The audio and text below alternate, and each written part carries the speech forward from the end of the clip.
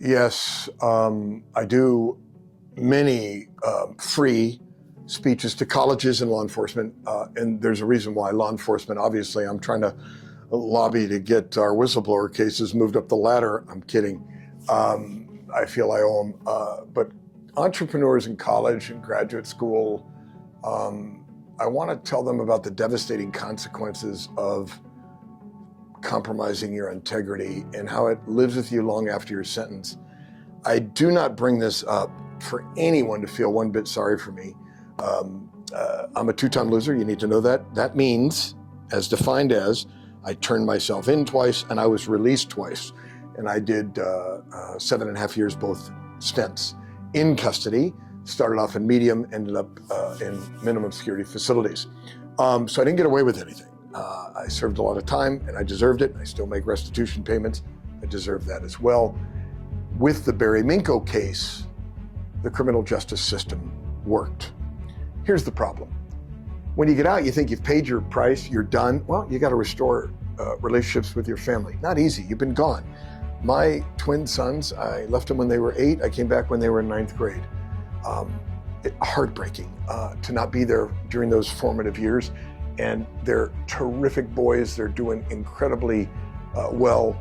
But my absence was a material adverse effect and impact on their lives. To say otherwise is self-deception. Professionally, do you realize that I had a job where the person who hired me is probably one of the greatest men I've ever met, loved me as I love him, would not let me use my full name because the industry, he said, would not accept me being involved. He wanted me, my skill set, and he gave me a job when I came out of prison, but he didn't trust the industry because the Barry Minkow name, think about that, would harm maybe his brand. And he didn't say that mean, just the opposite. One of the greatest guys you'll know. Later, I had a consulting gig with a company of the owners I love very much. They're very successful young men. And I went to a meeting as an advisor with law enforcement, 2 law enforcement people there in this meeting. I'll never forget it.